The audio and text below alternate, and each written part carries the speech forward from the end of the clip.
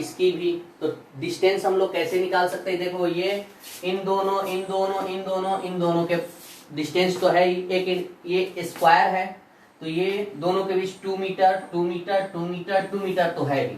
अब हम लोग डायगोनल निकाल सकते हैं, एसी तो हम लोग जानते हैं, हमने सिखाया भी है कि दो लाइन हो, परपेंडिकुलर हो, वैल्यू सेम हो तो उसका डायगोनल क्या हो जाएगा, √2 टाइम्स हो जाएगा। यानी AC इक्वल टू साइड कितना है 2, तो जो साइड होता है उसका √2 टाइम्स हो जाता है, 2√2 हो जाएगा। निकाल भी सकते हैं पाइथागोरस थ्योरम से, इतने का स्क्वायर 4 होता है, इतने का स्क्वायर 4 होता है, 4 4 8 होता है और 8 का रूट 2√2 होता है। क्यों, 8 को हम क्या लिख सकते हैं 2 × 4 और 4 का √2 और ये √2 ही रहेगा। वैसे भी निकाल सकते हैं। तो सभी पहले डिस्टेंस पता रहे हमको अच्छे से, AC जितना AC होगा उतना ही BD भी होगा। BD equal to 2√2 metre. अब ये डिस्टेंस कितना होगा AO डिस्टेंस इसके आधा होगा यानी √2 मीटर। तो AO के बराबर AO BO CO DO सब इक्वल होंगे, तो हम ऐसे लिख सकते हैं AO BO CO DO equal to √2 metre, आधा हो जाएगा पूरे का। ये डिस्टेंस पता चल गया। अब हम आराम से पहले तो स्क्वायर का लिख लो इसको, मान लो पहले ये रखे होंगे, ये रखे होंगे, ये रखे होंगे, ये रखे होंगे, पहले रखे होंगे। पहले तो स्क्वायर का पूरा लिख लो। ये अभी मान लो ये नहीं है, जब ये ना होता तो कितना होता 6 होता, चारों की वजह से एक तो हो जाएगा और फिर डायगोनल की वजह से हो जाएगा 6। याद रखो, अगर यहां सेंटर पर ना होता तो क्या होता, कितने होता इसकी वजह से 6। कैसे, U इक्वल टू इसके वजह से यानी कि QA QB, तो 1/4πε0 कॉमन कर लो यानी K कॉमन कर लो। QA QB अपॉन डिस्टेंस कितना 2 plus QB QC upon 2 plus QC QD upon 2 plus QD QA upon 2। ये तो हो गया 4 ठो। फिर प्लस पांचवा कैसे, हमने डायगोनली बताया था, ये डायगोनल QA QC अपॉन ये डिस्टेंस कितना है 2√2 प्लस ये डायगोनल यानी QB QD अपॉन 2√2। इतना तो हो गया, यानी कि ये 6 हो गए। ठीक, अब देखो ये 6 रखने में तो इतना पोटेंशियल एनर्जी, अब एक साथ मतलब और ये 4 रखने में तो इतना पोटेंशियल एनर्जी, अब एक पांचवा चार्ज ला रहे हैं 6 माइक्रोकूलम ऊपर रख रहे हैं। तो जब पांचवा जब लाएंगे तो ऊपर इसकी वजह से भी फील्ड है, इसकी वजह से भी फील्ड है, इसकी वजह से भी फील्ड है, इसकी वजह से भी फील्ड है। इसका मतलब जब हम पांचवा ला करके रखेंगे तो इसकी वजह से भी पोटेंशियल एनर्जी, इसकी वजह से भी, इसकी वजह से भी, इसकी वजह से भी, यानी 4 पोटेंशियल एनर्जी और ऐड हो जाएगा। यानी कि फिर प्लस इसके बीच यानी कि QCQO अपॉन ये डिस्टेंस कितना था, ये डिस्टेंस CO √2 फिर प्लस इसकी वजह से QDQO अपॉन √2 प्लस इसकी वजह से QAQ0 अपॉन √2, इसकी वजह से QBQO अपॉन √2 अब हो गया, अब पूरा हो गया, यानी 1 2 3 4 5 6 7 8 9 10, ठीक है। 6 हुए थे केवल स्क्वायर, और फिर जब ये रखे तो इसकी वजह से 4 10, यानी कि ये याद भी रखो आप लोग, एक स्क्वायर केवल है और उसके कॉर्नर्स पर अगर चार्ज रखे हैं, इसका मतलब पोटेंशियल एनर्जी चार तरह से होगी, यानी कि 4 ठो पोटेंशियल एनर्जी ऐड हो जाएंगी, 1 2 3 4, और फिर डायगोनल की वजह से हो जाएंगी 2 ठो, यानी कि 6, यानी कि कॉर्नर पर अगर चार्ज रखे हैं तो उसकी वजह से केवल 6 पोटेंशियल एनर्जी, 1 2 3 4 5 6। अब चौथा यानी कि नेक्स्ट 6 माइक्रोकूलम चार्ज रखा गया, इसकी वजह से 4 फिर से पोटेंशियल एनर्जी, इसके बीच इसके बीच इसके बीच इसके बीच, 1 2 सॉरी कितना हो गया, 1 2 3 4। ये बात समझ में आई किसी को? हेलो, अगर हम डायरेक्ट, हाँ अब देखो अगर हम डायरेक्ट भी रख देते, ऐसा नहीं है, लेकिन वही डायरेक्ट रखने में क्या होगा, कहीं माइनस है, कहीं पर प्लस है, कहीं 4 है, कहीं 2 है, कहीं 6 है, वो कहीं ना कहीं कैलकुलेशन में फिर गलत हो जाता। अब हमारे पास है, हम साइन के साथ रख देंगे, इसमें वैल्यू रख देंगे, आंसर आ जाएगा। अब ये वैल्यू आप लोग घर पे रखेंगे, QA मैंने साइन के साथ वैल्यू रखनी है, इसको करके और हमें सेंड करेंगे आप लोग। सर इसमें से कई कैंसिल होंगे ना? हाँ हाँ कैंसिल हो जाएंगे, बिल्कुल बिल्कुल कैंसिल हो सकते हैं। वही मैं कह रहा हूं कि अगर रखोगे तो खुद ही कुछ चीजें कैंसिल हो जाएंगी, छोटा हो जाएगा फिर। हमने बिना साइन रखे कर दिया। नहीं नहीं साइन, वही मैं बोल रहा हूं कि डायरेक्ट करोगे, कहीं साइन भूलोगे, कहीं चार्ज भूलोगे, कहीं कुछ भूलोगे, लेकिन इसीलिए हमने फॉर्मूला एक हो गया। अब इसमें हमें मालूम है QA की जगह क्या रखना है, -4 कूलम रख दिया, QB की जगह क्या रखना है, -2 माइक्रोकूलम रख दिया। अब माइक्रोकूलम को भी चेंज कर लिया करो, इतना 10⁻⁻6, तो लिखा करो 4 × 10⁻⁻6 माइनस, ये पूरा लिखा करो, माइक्रो में ना लिखो, यानी यहां पर क्या लिखोगे, QA की जगह -4 × 10⁻⁻6, QB की जगह -2 × 10⁻⁻6, अब QB की जगह फिर वही, QC की जगह -6 × 10⁻⁻6, पुट करते जाओ। तो ये क्वेश्चन हमको करके आप लोग भेजेंगे ना अभी? हाँ यस सर, भेज दें करके। हाँ तो ये करके भेजिए, केवल कैलकुलेशन है इसमें।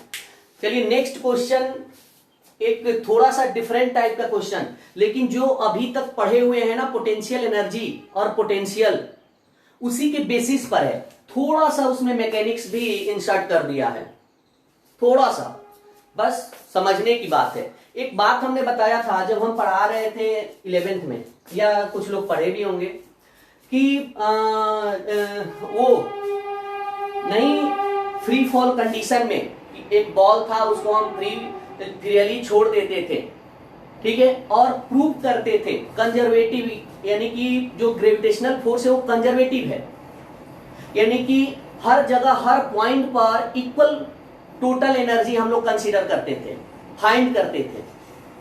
टॉप पॉइंट जहां पर हम पकड़े हुए हैं, यहां पर total energy sum of kinetic energy plus potential energy, फिर ये छोड़ दिए हैं तो कहीं बीच पर आएगा, उस पॉइंट पर टोटल एनर्जी का मतलब सम ऑफ काइनेटिक प्लस पोटेंशियल, जब नीचे स्ट्राइक कर रहा है वहां पर सम ऑफ काइनेटिक प्लस पोटेंशियल। तो हमने ये देखा था कि जब हम टॉप पर रखते हैं तो उस टॉप पर ये बताओ कौन सी एनर्जी होगी उसके पास, काइनेटिक की पोटेंशियल, इस पॉइंट पर, ये मार्कर है, इस पॉइंट पर ग्रेविटेशनल पोटेंशियल एनर्जी होगी कि काइनेटिक एनर्जी? पोटेंशियल। और kinetic energy? Kinetic energy minimum पे होगी अपने, जीरो मतलब जीरो, काइनेटिक एनर्जी जीरो, क्यों? क्योंकि भाई हमने पकड़ा हुआ है वेलोसिटी जीरो, यानी काइनेटिक एनर्जी जीरो। अब वो छोड़ दिया हमने, स्ट्राइक कर रहा है, किससे? ग्राउंड से। ये बताओ, ग्राउंड के जैसे ही स्ट्राइक किया तो स्ट्राइक करने के थोड़ा सा पहले उसके पास कौन सी एनर्जी होगी? काइनेटिक। काइनेटिक, यानी कि एकदम से स्लाइटली हाइट, एकदम जस्ट स्ट्राइक करने वाला ही है, यानी कि near about zero, height is near about zero, इसका मतलब पोटेंशियल जीरो हो गया वहां पर। यानी टोटल पोटेंशियल किसमें कन्वर्ट हो गया? काइनेटिक में। यहां पर इसके पास केवल पोटेंशियल था, ये अब गिर रहा है, अब छोड़ दिया हमने, गिर रहा है गिर रहा है गिर रहा है, अब ग्राउंड से स्ट्राइक करेगा, मैक्सिमम वेलोसिटी से स्ट्राइक करेगा। मैक्सिमम वेलोसिटी क्यों आई? क्योंकि मैक्सिमम काइनेटिक एनर्जी आया। अब वहां पर पोटेंशियल एनर्जी पूरा किसमें कन्वर्ट हो जाता है? काइनेटिक एनर्जी में। तो इलेक्ट्रोस्टैटिक, उसमें मैं बताया था इलेक्ट्रोस्टैटिक फोर्स भी एक कंजर्वेटिव फोर्स है। इसके द्वारा जो भी वर्क होगा, जो भी एनर्जी होगी, वो कंजर्व होती है। टोटल पोटेंशियल काइनेटिक में कंजर्व हो सकती है, टोटल काइनेटिक पोटेंशियल में कंजर्व हो जाती है। ये बात समझ में आई कि नहीं? Yes sir. Very good. तो चलिए, इस पर डिपेंड एक क्वेश्चन है, थोड़ा सा वही कह रहे थे कि थोड़ा सा डिफरेंट है, इस बात को आप लोग इससे समझेंगे।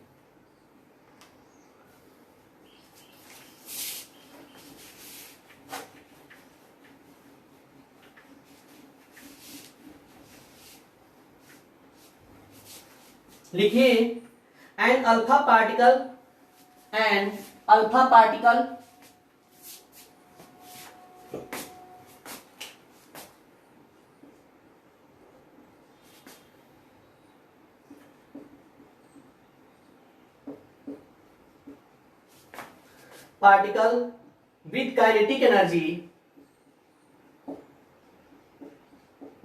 with kinetic energy 10 mega electron volt,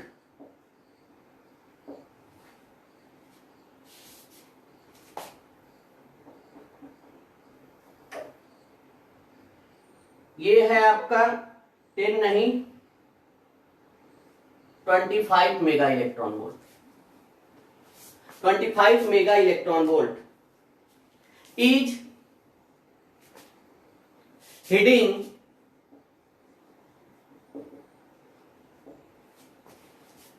towards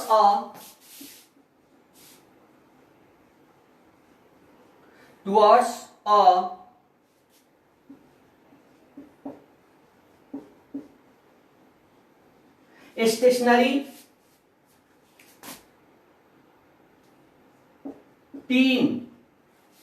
तीन समझ रहे हो ना?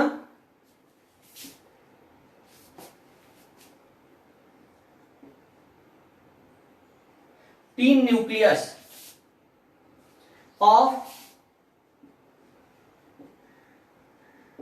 एटॉमिक नंबर, कभी कभी तो एटॉमिक नंबर भी नहीं देता, अपने से याद रखनी पड़ती। Atomic number 50,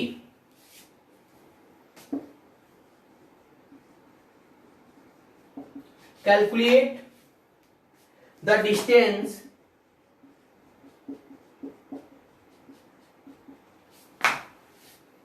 of closest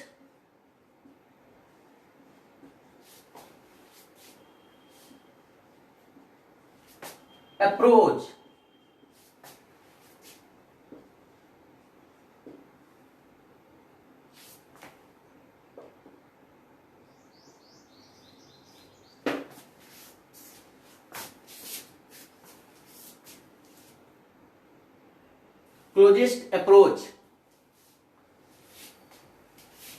question कुछ समझ में आया क्या? An alpha particle with kinetic energy 25 megavolt is heading towards a stationary 3 nucleus. यानी कि न्यूक्लियस तो हमेशा जानते ही हो, न्यूक्लियस तो पॉजिटिव चार्ज होता है एक तरह से, और जो नंबर ऑफ ये एटॉमिक नंबर होता है वो नंबर ऑफ प्रोटॉन के इक्वल होता है।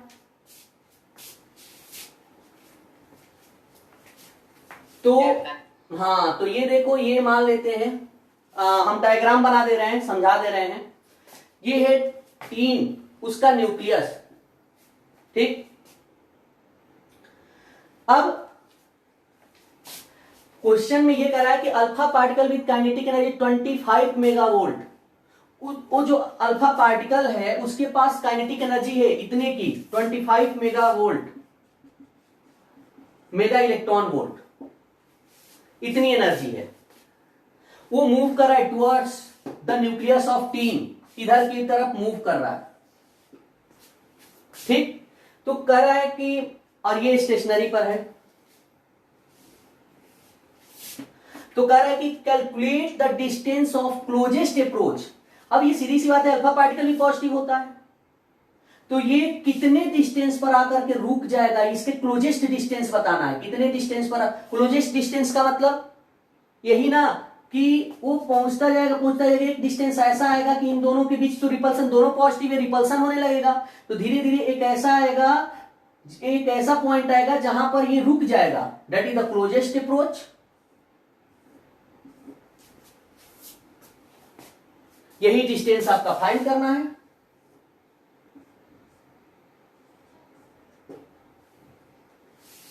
नहीं समझ में आ रहा?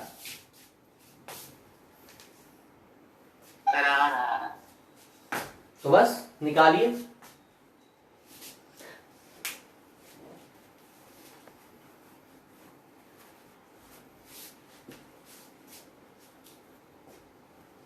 तो एनी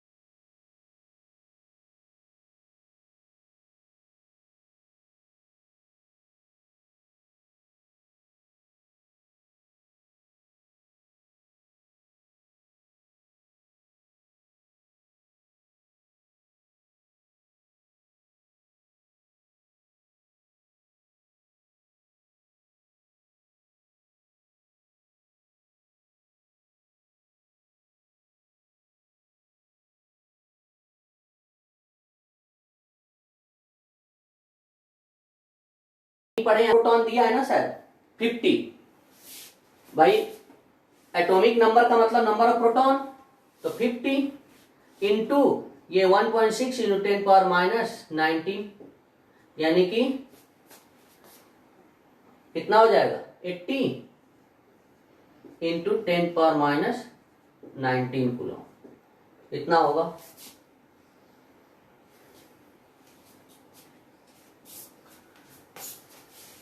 और ये हो जाएगा 1.6 इंटू 10 पावर माइनस 19 कूलम, 16 दूनी 32, 3.2 इंटू 10 पावर माइनस 19।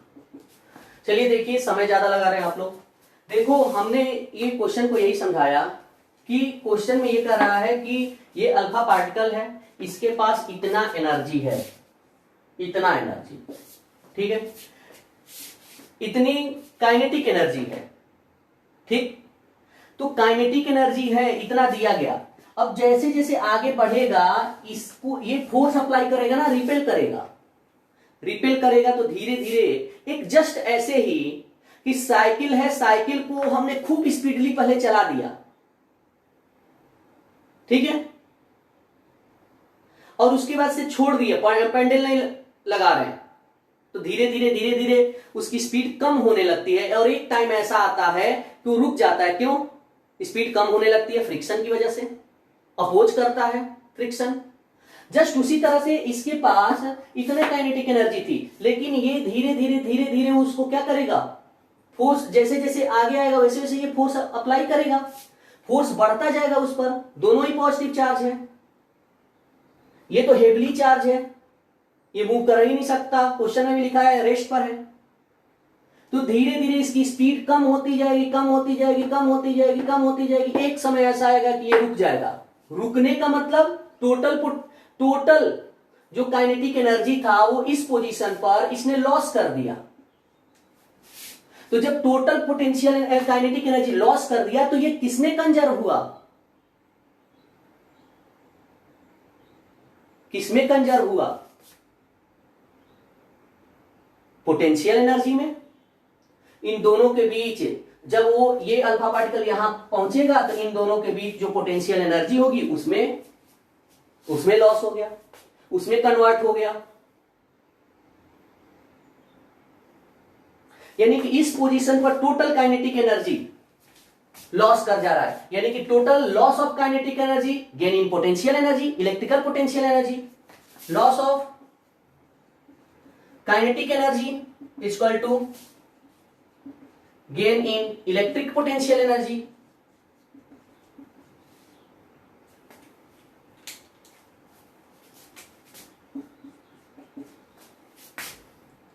तो लॉस ऑफ काइनेटिक एनर्जी,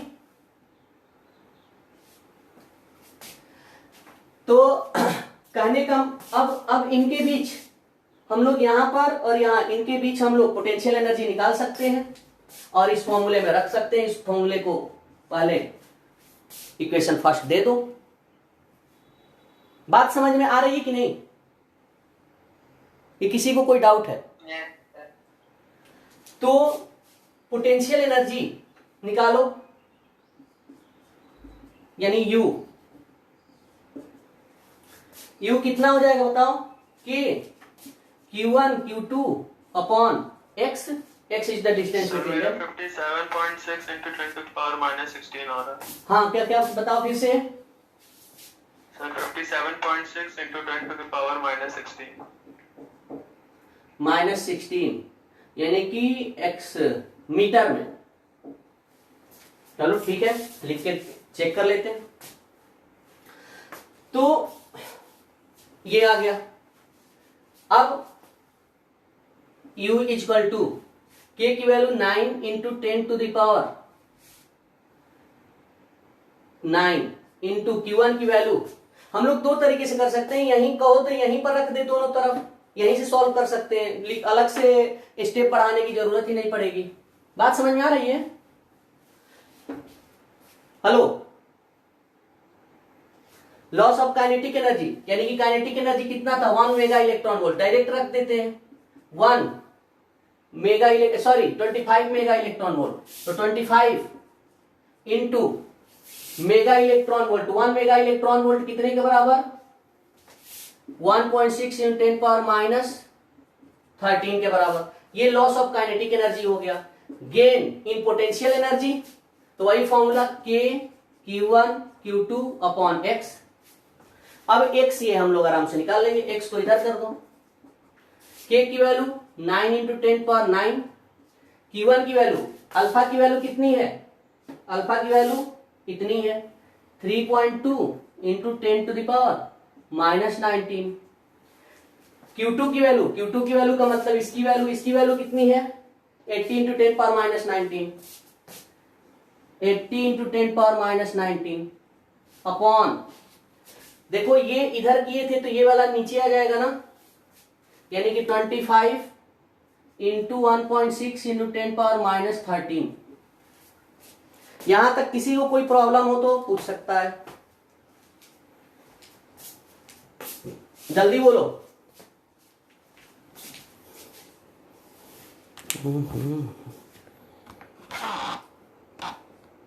इसको चलाओ।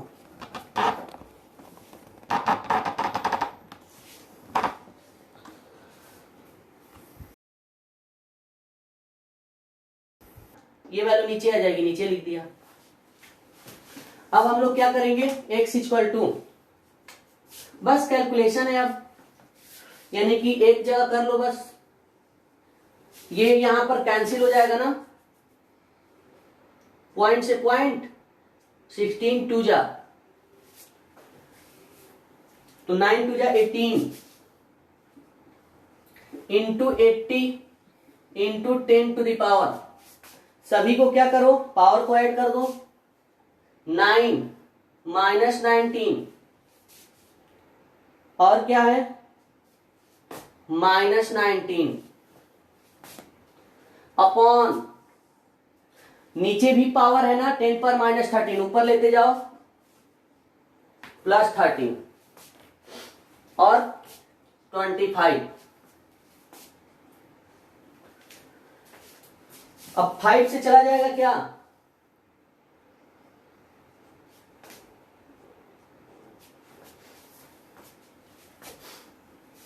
तो आसान हो गया calculation. Means we can write x = 18 × 16 upon 5 into 10⁻, ये 9 चला जाएगा, हो जाएगा -10, यानी कि -10, और ये हो जाएगा 29, -29 और +13, यानी कितना हो जाएगा? -16। अब इसको डिवाइड कर लो।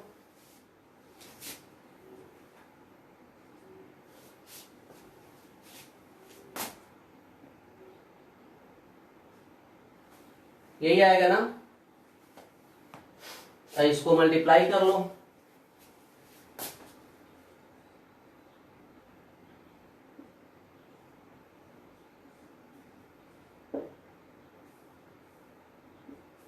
सर 57.6 आ रहा है। आ रहा है? सर 57.6। चलो, जो भी किया है जस्ट सही है, चेक कर लो।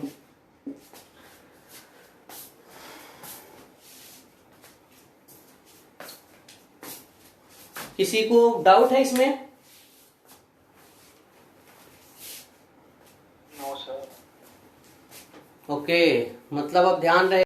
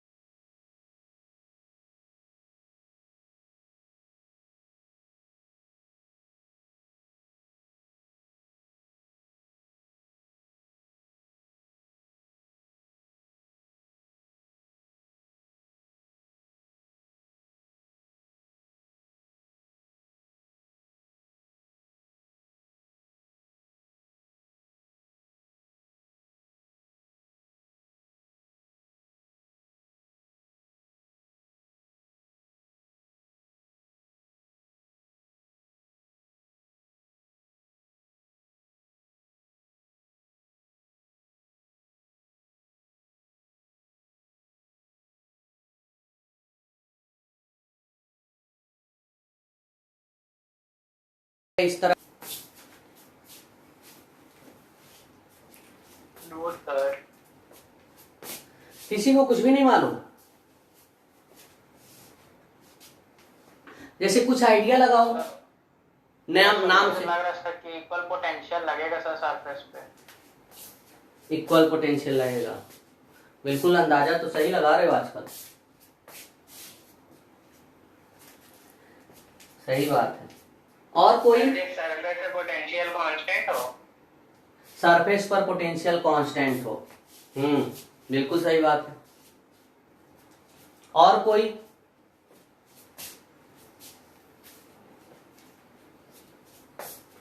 अच्छा, और सभी लोग चुप रहते हैं एकदम से, सभी लोग जुड़े हैं कि नहीं? नवा भी बहुत चुप रहता है आजकल। हाँ हाँ, वही तो। नहीं जोड़ा। जुड़ा नहीं है, कोई बात नहीं। और लोग बोलो। महालक्ष्मी, नवम, ऋषभ, आप लोग बताओ। Yes sir. किसी जब सरफेस पे पोटेंशियल कांस्टेंट रहता है तो एक ही पोटेंशियल होगा वो surface. Very good. Shruti, Yatharth, Swayam. Sir potential same हो। अच्छा, हाँ बिल्कुल सही बात है आप लोग का अंदाजा। यानी कि इसके नाम से हम लोग कुछ आइडिया लगा सकते हैं। जैसा नाम है इक्विपोटेंशियल सरफेस का मतलब ये है कि ऐसा सरफेस जहां पर हर जगह पोटेंशियल क्या हो, सेम हो। यानी कि पोटेंशियल कहां हो सकता है, इलेक्ट्रिक फील्ड में। तो इसका मतलब हम लोग थोड़ा सा इसको मॉडिफाइड करके कह सकते हैं कि the surface at which potential will be same at every point in the presence of electric field. It's called equipotential surface. एक ऐसा सरफेस इलेक्ट्रिक फील्ड में जिसके हर पॉइंट पर पोटेंशियल सेम हो, तब हम लोग उसको इक्विपोटेंशियल सरफेस कह सकते हैं। अच्छा, कोई example, practical example equipotential surface का, ऐसे कोई भी कुछ भी हम लोगों ने किया भी है, तो कोई बता सकता है?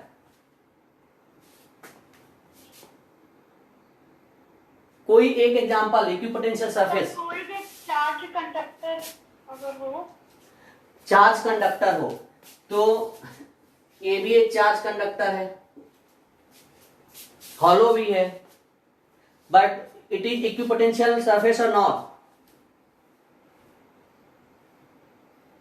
Sir sphere. Sphere, sir I guess होगा। स्फीयर, बिल्कुल। हाँ, और क्या बताई? सर अर्थ भी हो सकता है। बिल्कुल सही बात है, अर्थ।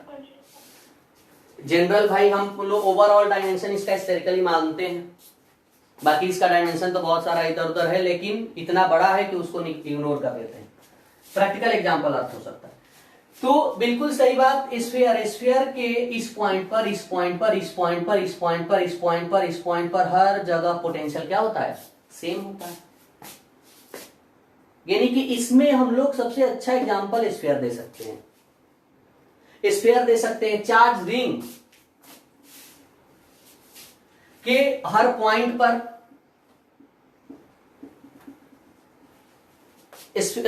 अगर मान लो कि रिंग की कुछ थिकनेस हो, ठीक है, एरिया हो, तो उस पर उसको हम लोग कह सकते हैं, वो भी हर जगह उसका रेडियस क्या होता है, सेम होता है, इक्विपोटेंशियल सरफेस। तो चलिए इसके बारे में लिखते हैं।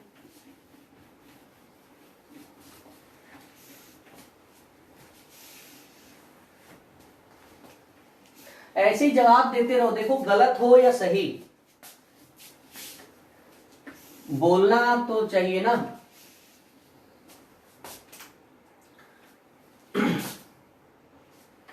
तो लिखिए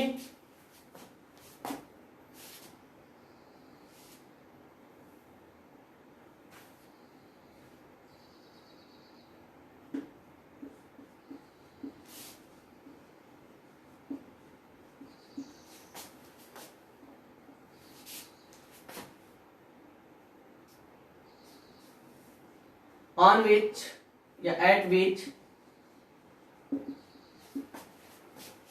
potential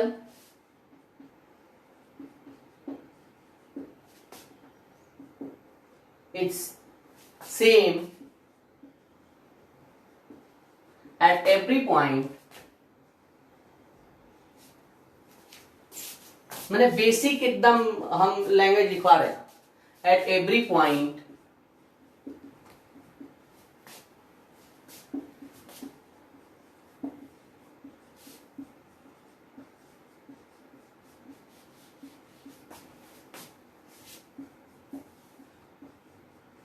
inside the electric field,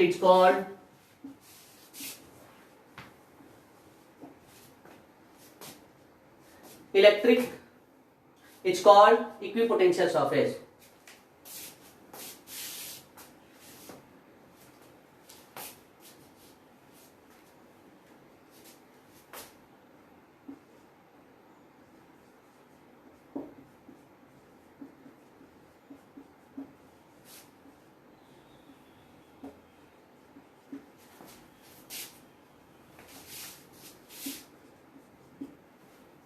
ये जैसे इलेक्ट्रिक फील्ड हो गया, यूनिफॉर्म इलेक्ट्रिक फील्ड है ये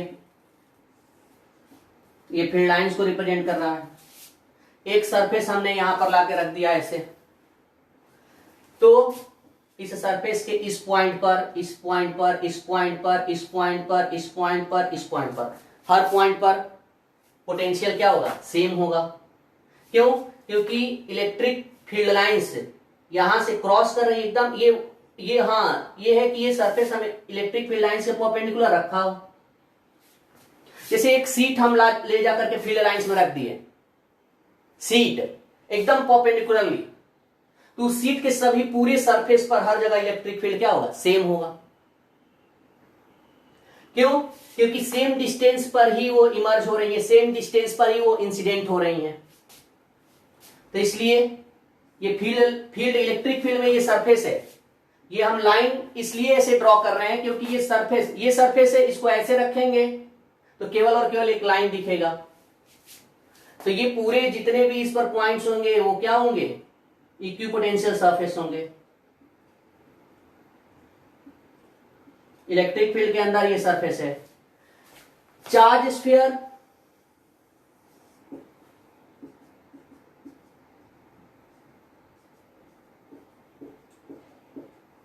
ये खुद अपने आप में ही, अब इसके ये चार्ज स्फीयर है या कहीं चार्ज रखा गया है, ठीक? इस चार्ज के चारों तरफ एक स्फेरिकल अगर लाइन ड्रॉ कर दी जाए, सर्कुलर लाइन ड्रॉ कर दी जाए, यहां पर पोटेंशियल, यहां पर, यहां पर, यहां पर, यहां पर, यानी कि छोटे वाले के लिए इस पॉइंट, इस पॉइंट, इस पॉइंट पर हर जगह सेम होगा. बड़े वाले के लिए इस पॉइंट, इस पॉइंट, इस पॉइंट पर सेम होगा. यानी कि ये सब इक्विपोटेंशियल सरफेस कहे जाएंगे.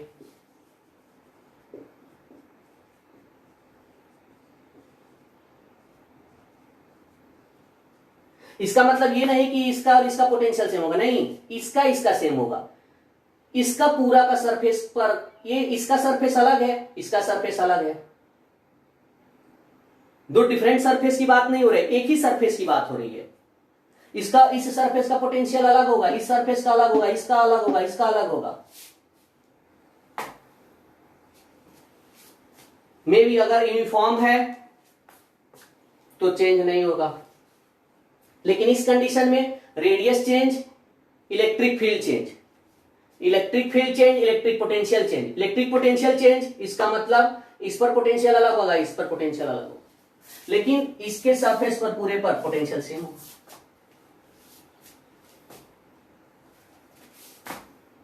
ये सब इक्विपोटेंशियल सरफेस है. ये लाइन, ये लाइन, ये लाइन, ये लाइन, ये सब इक्विपोटेंशियल सरफेस की है.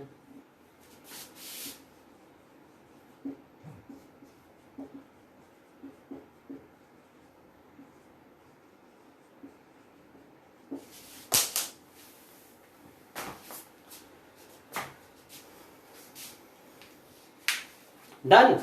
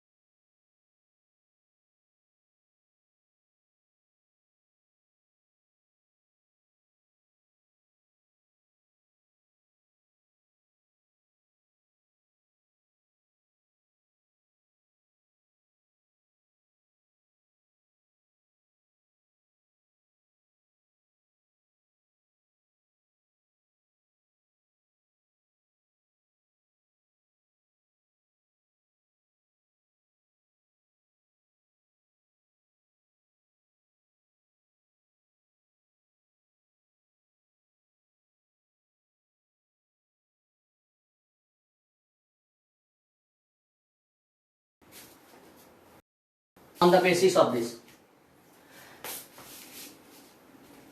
और लेकिन खुद का थोड़ा सा दिमाग लगाने की जरूरत।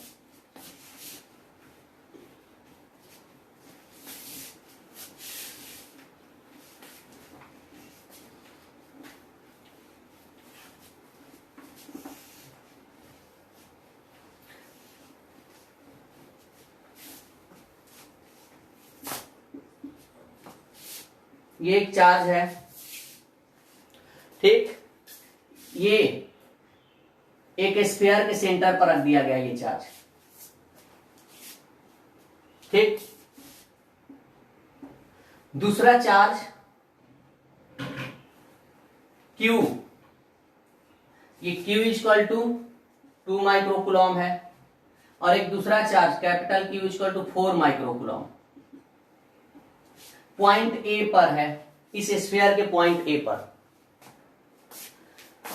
इस पॉइंट से चाहे जैसे भी हो, जिस रास्ते से भी हो, इस पॉइंट से इस पॉइंट पर लाया गया, बी पॉइंट पर, इस चार्ज को इस पॉइंट से इस पॉइंट पर लाया गया। तो आपको यह बताना है कि इसको यहां से यहां तक आने में इस चार्ज के द्वारा कितना वर्क करना पड़ेगा। Find the work done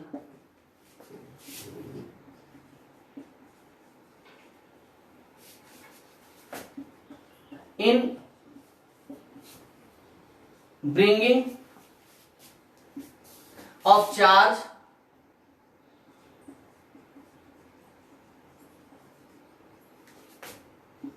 Q from A to B, shown in the diagram.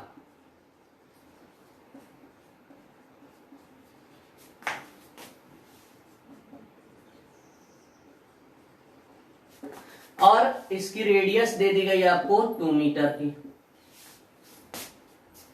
या 2 सेंटीमीटर दे दीजिए, बहुत बड़ा हो जाएगा। तो जल्दी करिए।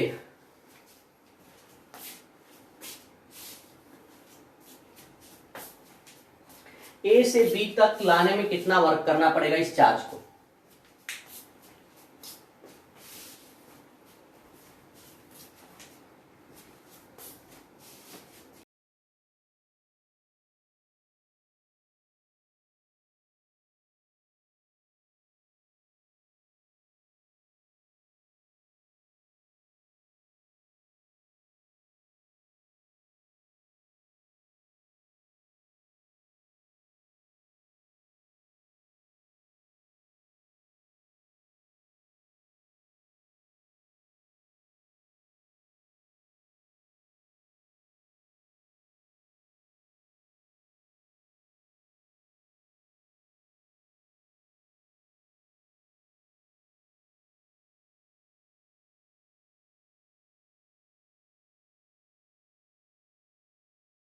इसकी वजह से ये पूरा स्फीयर एक इलेक्ट्रिक फील्ड में हो जाएगा।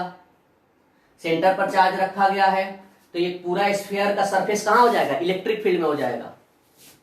यानी कि ये दोनों पॉइंट इलेक्ट्रिक फील्ड में है, फोर्स भी एक्सपीरियंस करेंगे दोनों पॉइंट पर।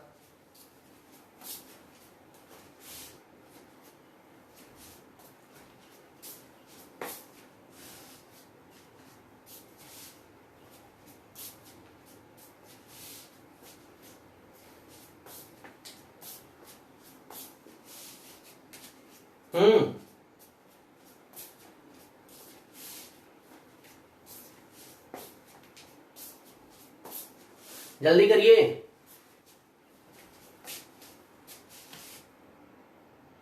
सर स्फीयर के सेंटर पे कितना चार्ज है? Q equal to 2 microcoulomb, Q equal to 2 microcoulomb.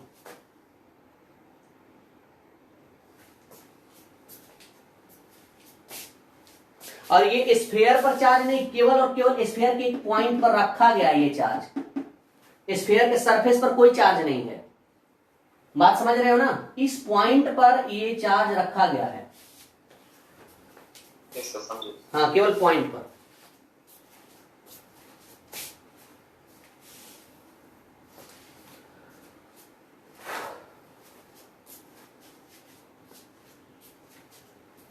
Do fast.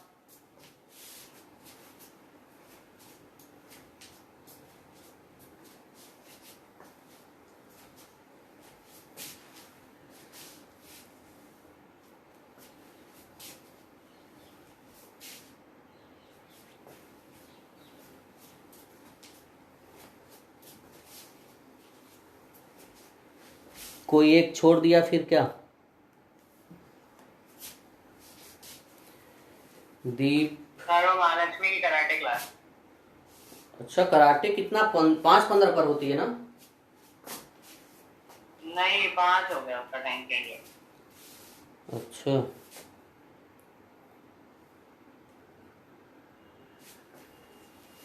जो छूटता है वो लिखती है? यस सर, नोट मांग लेती है। ठीक।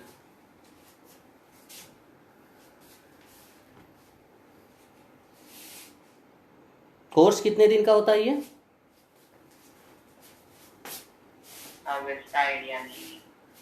मतलब ये हमेशा सीखते रहिए? जहाँ तक उसने नाइन्थ में एडमिशन लिया था।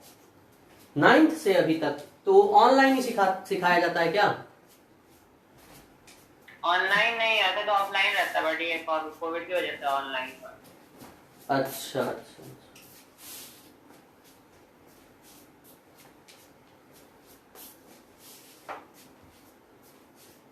हो गया ये?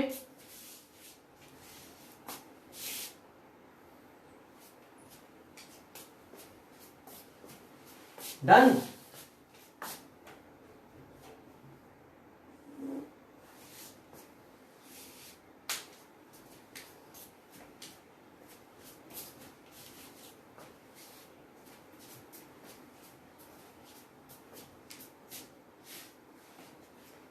अच्छा, टाइम लग रहा है लेकिन कोई बोलता भी नहीं है कि सर नहीं आ रहा है। सर नहीं आ रहा है, अभी तो निकाल ही रहे हैं, सब नहीं आ रहा। फॉर्मूला का सब फॉर्मूला याद नहीं आ रहा। अच्छा, तो क्या निकाले, कितने तक निकाले सोमशेखर?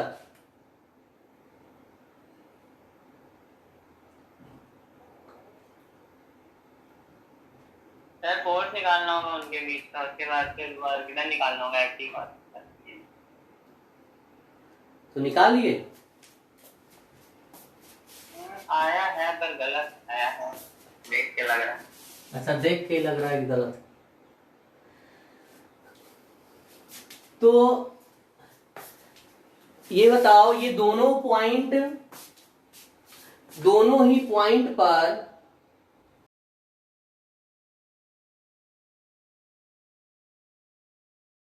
सेम होगा क्या? याद करो, यस सर, सर। यहां पर चार्ज Q होता था, यहां पर A, यहां पर B, तो यहां से यहां तक, यहां से यहां तक सर 7.2 आ रहा है सर। 7.2। चलिए देखते हैं। तो देखो, यहां से यहां तक लाने में वर्क डन W होता था, तो इन दोनों के बीच का potential difference VA minus VB W upon Q0 होता था, अगर चार्ज Q0 हो, Q0 चार्ज को ले जाया जाए। तो यहां पर देखो, यही फॉर्मूला अप्लाई कर देते हैं, वर्क डन निकल जाएगा। चार्ज कितने ले जा रहे हैं? कैपिटल Q ले जा रहे हैं। ये पोटेंशियल VA यहां से ले जा रहे हैं, चाहे जिस रास्ते से ले जाए, इस पर ले जाएंगे। VB पोटेंशियल डिफरेंस दोनों के बीच इक्वल टू, मान लेते हैं W हुआ, W अपॉन चार्ज कितना है? Capital Q। अब यहां पर ध्यान दो कि इस पॉइंट का पोटेंशियल निकालोगे, इस चार्ज की वजह से इस पॉइंट पर पोटेंशियल, तो क्या आएगा? KQ upon R। इस चार्ज की वजह से इस पॉइंट पर भी पोटेंशियल निकालोगे, क्या आएगा? KQ upon R। इसका मतलब क्या है? VA equal to VB equal to V। VA की जगह भी B रखो, VB की जगह भी B रखो, W upon Q। V minus V 0 होता है, इसका मतलब W इक्वल टू 0। कोई वर्क नहीं होगा। क्यों नहीं होगा कोई वर्क? क्योंकि दोनों पर सेम पोटेंशियल है। यानी कि इससे ये पता चलता है, हमारे पास एक नोट मिल गया कि the work done on the equipotential surface will be always zero. Equipotential surface का वर्क डन हमेशा जीरो होगा। हाँ अब बताओ।